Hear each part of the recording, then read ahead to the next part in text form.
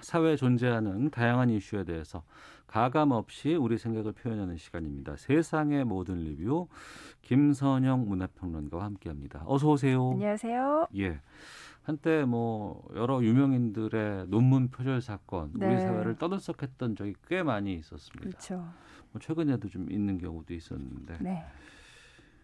이 표절이 또다시 지금 등장을 하고 있어요. 네. 그래서 이제 좀 세상의 모든 리뷰에서 다뤄볼 것인데 네. 누굽니까? 이분이 이제 손창현 씨라고요. 예. 이미 실명이 공개됐기 때문에 네, 지금 며칠 사이에 기사들이 막 쏟아져 나오고 있거든요. 네. 근데 이분이 이제 일단 원래 작가로 불렸는데 네. 그게 이제 표절임이 확인됐으니까 이젠 작가로도 부를 수 없고 그래서 어떤 공식적인 직함은 이분이 국민의힘 중앙위원회 국방안보분과 위원이었더라고요. 근데 이것도 이제 국민의힘 측에서 네. 이제 해임을 어제 결정을 해가지고요. 표절 논란 있자마자 국민의힘에서 해임 결정을 했어요. 네. 그래서 지금은 이제 손창현 씨라고 부를 수밖에 없는데. 좀 표절을 굉장히 좀 다방면에 걸쳐서 해가지고 이게 굉장히 좀 논란이 되고 있습니다. 그러니까 아주 유명한 분도 아니고 그렇죠. 뭐 대중에게 많이 알려진 인물도 아님에도 불구하고 이렇게 막 뉴스가 나오고 화제가 되는 그 표절이 어떤 것 때문에 그런 거예요? 그러니까 일단 처음에 문제가 제기된 게요. 그 김민정 작가라고 소설가가 있는데 이분이 이제 16일에 본인의 페이스북 계정에다가 본인이 2018년도에 문학상을 받았던 단편 소설 뿌리라는 작품이 도용을 당했다. 이거는 단지 뭐 부분 표절을 떠나서 아예 본문 전체가 도용을 당했는데 이 도용한 작품이 지난해에 5개의 문학상 공모전에서 모두 수상을 했다. 이거를 굉장히 좀 자세하게 올려서 너무나 좀 황당하잖아요. 그러니까 충격적이고. 어떤 작품, 소설인데 이 소설이 어떤 그 문학상에서 수상을 한 작품이에요. 그렇죠. 근데 이 작품을 그냥 뭐 주제라든가 플롯이라든가 뭐 여러 가지 것들을 좀 이렇게 뭔가 살짝 도용한 것이 아니고 그 수준도 아니고, 아예 다 베낀 거예요. 아예 거의 카피 수준으로. 근데 그 동일한 작품을 5군데 공모전 문학상에서 보냈고 수상을 했어요. 더 많은 데에다 일단 보냈을지는 모르겠지만 어쨌든 5군데에서 수상을 했어요. 근데 이거를 이제 김민정 작가가 알게 되고 본인의 페이스북에 공개를 하게 되니까 너무 놀랍잖아요. 이런 것들이 어떻게 이게 이렇게 될까라는 생각이 드는데요. 그렇죠. 그래서 이거 네티즌 수사대가 자발적으로 나서서 이 사람이 누구인가를 찾아내기 시작했는데 이분이 마침 그 본인의 페이스북에 본인이 굉장히 다양한 대외 활동을 했더라고요. 대외 활동. 그러니까 각종 뭐 공공기관의 뭐 서포터즈로 활약을 했다든지, 뭐 정책 기자단으로 활동을 했다든지, 또 이렇게 수많은 공모전, 이런 문학상뿐만이 아니라 뭐 시 공모전, 사진 공모전, 뭐 슬로건 공모전, 굉장히 다양한 곳에 공모를 해서 수상한 이력들을 본인의 페이스북에 굉장히 상세하게 다 기록들을 해놨어요. 그럼 그거 수사대에 다 걸리잖아요. 그렇죠. 그러니까 하나하나 이제 다 검증을 하기 시작을 한 거죠. 궁금한 게 근데 이제 소설을 만약에 그 표절을 해서 공모해서 수상을 했다고 한다 그러면 그러면 이제 작가로서 활동을 하다가 욕심이 나서 아니면은 무언가 갑자기 좀 이렇게 생각이 어쩌는지 모르겠지만 한두 번 할 수는 있는데 지금 말씀을 듣다 보니까 뭐 슬로건, 슬로건도 뭐 문학과 연관성이 있다고 하려면 할 수도 있겠지만 사진까지 한다고요? 사진도. 근데 이제 그런 사진에서도 이제 다른 사람의 사진을 이렇게 도용한 것들이 사진도 도용했어요? 사진마저. 그러니까 이분이 그러니까 좀 아주 적극적으로 본격적으로 각종 공모전의 정보를 다 끌어모아서 일일이 다 응모를 했는데 거기서 뭐 본인이 뭐 한 것도 있겠지만은 실제로 수상을 한 것들 중에서 네티즌 수사대가 밝혀내고 또 언론이 취재한 결과에 의하면은 굉장히 좀 도용한 결과들이 굉장히 많이 나왔어요.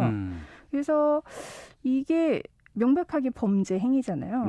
그리고 최근에 또 업데이트된 것은 그 본인의 이력 중에서도 좀 학력을 허위 기재를 한 상태로 이제 한 기업에 이제 그 취업을 취업 시험을 본 그런 사례들이 발견돼가지고 이런 것들도 이제 범죄에 해당할 수 있는 거잖아요. 그래서 그런 문제들이 계속해서 불거지면서 도대체 왜 이런 짓을 저질렀을까? 또 넘어서서 어떻게 이런 일이 가능했을까? 네. 특히 이렇게 문학상 같은 경우에는 이런 검증 시스템이 하나도 없었을까? 문학상뿐만이 아니라 각종 지자체에서도 수상을 했는데 지자체에서도 그런 검증 시스템이 없었을까? 이런 어떤 시스템에 대한 문제 제기로까지 지금 나아가고 있는 거죠. 본인이 왜 이런 일을 했을까는 본인한테 물어봐야 될 것 같은데 해명 그렇죠. 같은 게 좀 나왔나요? 그러니까 처음에 좀 여러 매체를 통해서 본인이 밝혔을 때 좀 엇갈린 해명들이 나왔어요. 문학상의 표절이 잘못된 줄 몰랐다. 이런 황당한 해명을 하기도 하고. 네. 그리고 좀 표절이 잘못인 줄 몰랐다고요? 네네. 그러니까 이게 또 본인이 돈이 필요했다. 이런 식으로 좀 매체마다 좀 말이 굉장히 달랐는데 가장 최근에 업데이트된 거로는 본인의 잘못을 좀 인정하고 그때는 굉장히 사람들의 어떤 관심이 필요했고 본인이 이런 수상 결과를 통해서 좀 자존심이 고양되는 그런 느낌을 받았고 김민정 작가에게도 내가 사과를 하고 법적 도의적 책임을 지겠다라고 일단은 해명을 한 상태입니다. 반드시 법적 도의적 책임은 져야 될 것 같고요. 네, 그렇죠. 김민정 작가도 지금 소송을 고려하고 있다고 하더라고요.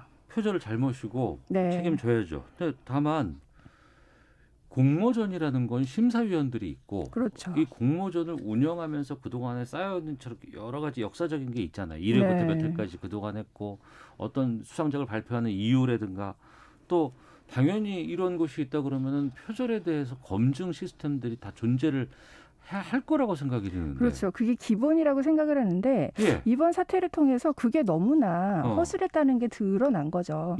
가령 이제 이런 문학상만 해도 한 해에 거의 600여 개 정도의 문학상이 있는데요. 문학상이 600개가 넘어요? 거의 공모전을 다 합쳐보면은 그러니까 문학상뿐만이 아니라 이제 다양한 공모전들을 이제 살펴보면은 거의 수백 개에 이르는데. 실제로 이제 이분이 수상을 했던 그 5개 분야에서 이제 나중에 수상을 이제 알고 취소를 하긴 했지만 그 심사위원들의 해명을 들어봤어요. 그랬더니 그분들이 이거는 신인상이기 때문에 이전에 이분이 활동을 한 적이 있는지 그 정도는 검색을 해봤지만 작품을 이렇게 전체를 카피할 줄은 몰랐기 때문에 꿈에도 몰랐기 때문에 검증할 생각은 하지 못했다. 좀 이거는 운영상에 아무래도 좀 허점인 것 같다라고 얘기를 하기는 했어요. 그러니까 실제로 매 해마다 심사위원들이 다 바뀌잖아요. 그리고 또 예심에서는 보통 이제 5인 정도 그리고 이게 본심에서는 또 2, 3인 정도 이렇게 하는데 수많은 작품들을 제한된 시간에 이렇게 그 안에서 이제 평가를 하고 그 안에서 이제 작품을 추려야 되기 때문에 그 작품만 본다라는 어떤 심사위원의 해명이 이해가 안 가는 건 아니더라고요.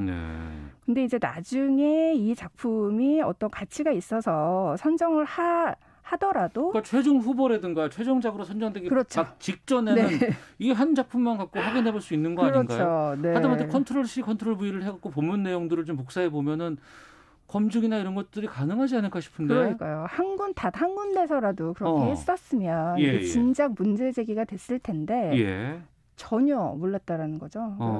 그래서 이번 기회를 통해서 이제 문학상에도 좀 그런 공모전의 수상작들을 데이터베이스를 한다든가 좀 일원화된 사이트가 필요하다. 이런 목소리들이 나오고 있습니다.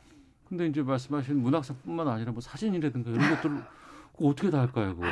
그러니까요. 심지어 이분이 이제 한 공모전에 낸 그 사진과 거기에 이제 시를 같이 공모한 데가 있는데 그거는 가수 유영석 씨의 노래를 표절을 했더라고요. 유영석 씨 노래요? 네, 유영석 씨의 노래면은 그래도 이제 유명하잖아요. 그리고 화이트라는 제목 들어보셨나요? 날지 못하는 웬디. 잘 아시네. 그거를 이제 표절을. 그걸 어떻게 표절합니까? 모든 사람들이 다 알고 있는데 흥얼흥얼거릴 수 있는 노래인데 저 또래 사람들이라면. 근데 이제 문제는 그게 수상을 했다라는 거죠. 그리고 나중에는 이제 취소를 한 건데 그만큼 이게 좀 어떤 작품을 선정하는 데 있어서 좀 그런 검증의 작업들이 우리가 생각만큼 그렇게 신뢰할 만큼 치밀하지 못하다. 이런 의혹들이 지금 나오고 있는 거죠. 이 손창현 씨요? 네, 손창현 씨요. 이분 큰일 했네요. 정말 자기 잘못도 잘못입니다만 우리 사회 시스템에 대해서 이렇게 경종을 울릴 수 있는 이 뉴스가 이렇게 나와 버렸는데 철저한 좀 우리 사회에 대한 반성 같은 것도 좀 필요하지 않나 싶네요. 그렇죠. 전체적으로 이런 표절이 정말 범죄다라는 거를 사람들이 좀 이 기회에 확실하게 인식을 했으면 좋겠습니다. 알겠습니다. 자, 뿌리 깊은 악행 표절 근절 방안까지도 좀 도출해야 되지 않을까 싶습니다. 김선영 문화평론가와 함께했습니다. 고맙습니다. 감사합니다. 아니군요. 아직 저희가 좀 시간이 좀 더 있습니다. 요거 잠깐 고지를 하고 마무리를 좀 줘야 될 것 같은데. 지금 속보는 아니고 저희 지금 가금 농장에서 고병원성 조류 인플루엔자 추가 발생이 지금 우려되는 상당히 좀 중요하고 엄중한 상황입니다. 특히 겨울철에 이 고병원성 조류 인플루엔자 항상 이게 오곤 하곤 했거든요. 지금 고병원성 조류 인플루엔자 확산 방지를 위해서 전국 가금 농장에서 매일 오후 2시부터 3시에 농장 4단계 소독 요령에 따른 집중 소독을 실시하고 있습니다. 지금이 55분 막 됐으니까 5분 뒤 2시부터 3시까지 한 1시간 정도 농장 4단계 소독 요령에 따른 집중 소독 전국에 있는 모든 가금 농장에서는 함께해 주시기를 부탁드리도록 하겠습니다. 김선영 평론가와는 이제 인사를 드려야 될 것 같은데요. 네. 오늘 맨날 이렇게 시간이 모자라다가 깜짝 놀랐네요. 나와서. 그렇습니다. 우리 문화계라든가 아니면 창작계 이런 곳에서 활동하고 있는 많은 분들 고생하시는 건 잘 알고 있거든요. 그런데 이들의 그 고생들을 누군가가 얄팍한 어떤 뭐 이런 경쟁심이나 이득을 얻기 위한 것들 이런 것들 다시는 발붙이지 못하도록 저희가 좀 철저히 좀 감시도 해야 될 것 같습니다. 사생물에 대한 좀 존중하는 인식이 좀 더 강화가 됐으면 좋겠어요. 알겠습니다. 정말 마지막입니다. 김선영 평론가 고맙습니다. 네, 들어가 보겠습니다. 시사본부 여기서 인사드리겠습니다. 안녕히 계십시오.